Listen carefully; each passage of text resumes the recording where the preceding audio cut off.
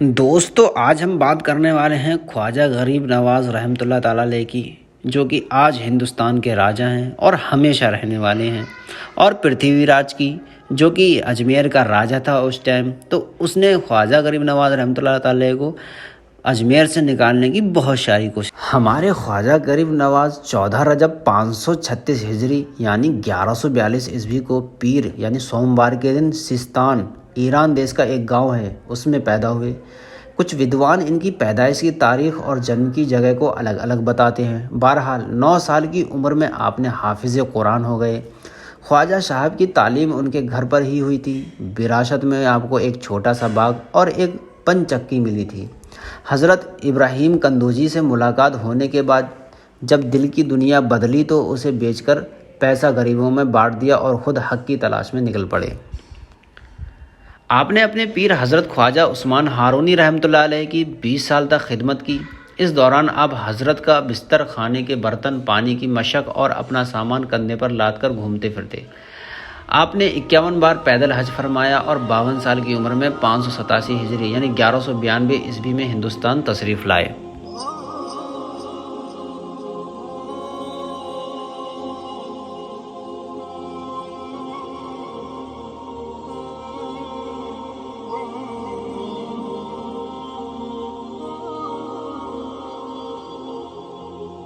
اجمیر پہنچ کر آپ کو اسلام کی تبلیغ شروع کرنے سے پہلے کن کن حالات سے دوچار ہونا پڑا اسے دہرانے کی ضرورت نہیں۔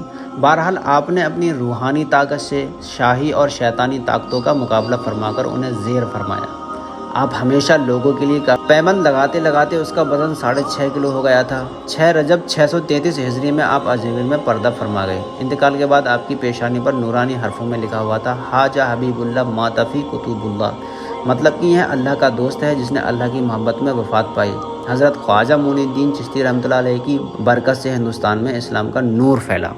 اجمیر شریف پہنچ کر آپ نے ایک درخت کے نیچے بیٹھنا چاہا تو کچھ سپاہی نے منع کیا، یہاں پر راجا کے اونٹ بیٹھتے ہیں، لہٰذا آپ یہاں نہیں بیٹھ سکتے۔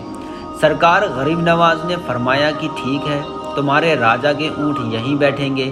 اونٹ بیٹھ تو گئے مگر جب ان کو اٹھایا گیا تو اٹھنے کو تیار نہ ہوتے۔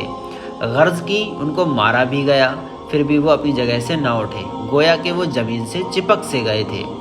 سپاہی پرتھوی راج کے پاس یہ عریضہ لے کر گئے اور سارا واقعہ کہہ سنایا تو وہ بولا کہ ضرور یہ اس فقیر کے ساتھ کی گئی بدعمالی کا صلہ ہے، سو انہیں ڈھونڈو اور ان سے معافی مانگو۔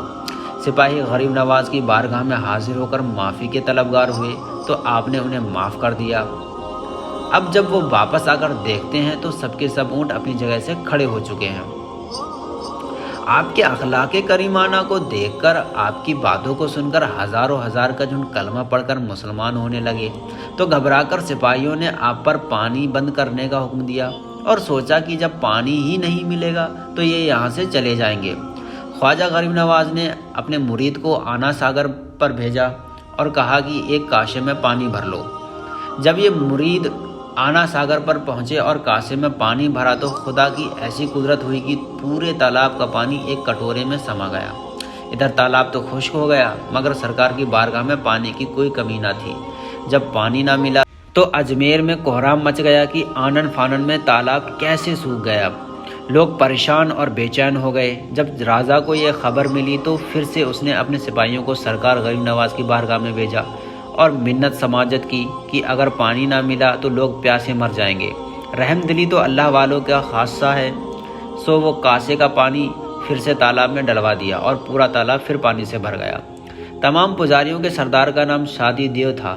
جب اس نے اپنے بت خانوں میں ویرانی دیکھی تو بھڑک گیا اور غریب نواز کی بارگاہ میں غصے سے حاضر ہوا، مگر جو ہی خواجہ غریب نواز نے اس پر نظر ڈالی فوراً کانپنے لگا اور گر کر معافی مانگنے لگا اور اسلام قبول کر لیا۔ اس کا اسلامی نام شعد رکھا گیا۔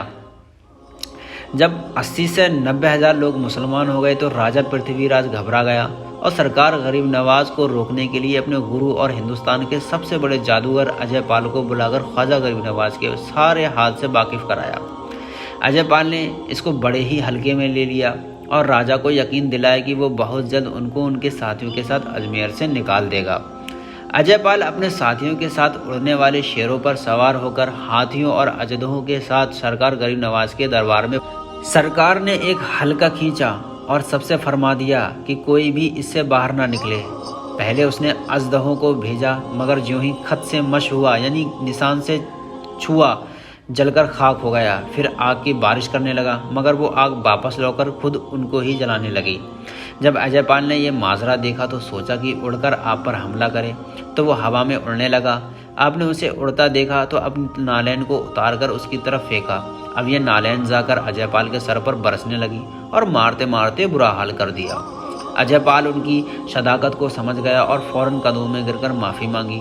سرکار خواجہ غریب نواز نے معاف کر دیا اور انہیں ولایت کی منزل بھی طے کرا دی۔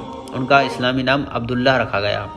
انہوں نے عرض کی کہ حضور مجھے حیات ابدی عطا فرمائی جائے۔ آپ مسکرا کر فرماتے ہیں تیری یہ تمنا بھی پوری ہوئی۔ کہا جاتا ہے کہ عبداللہ اب بھی زندہ ہیں اور انہیں عبداللہ بیابانی کے نام سے پکارا جاتا ہے اور وہ بھٹکوں کو راستہ بتا۔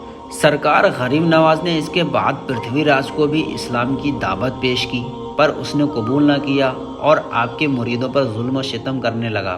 آپ نے اس سے اپنے مریدوں پر ظلم نہ کرنے کی سفارش بھی کی، مگر وہ نہیں مانا تو آپ نے زلال میں آ کر فرمایا کہ ہم نے پتھورا کو زندہ گرفتار کر کے لشکر اسلام کے حوالے کر دیا۔ اس کے بعد آپ نے شہاب الدین غوری کو خواب میں بشارت دی اور اسے فتح کا مژدہ سنایا۔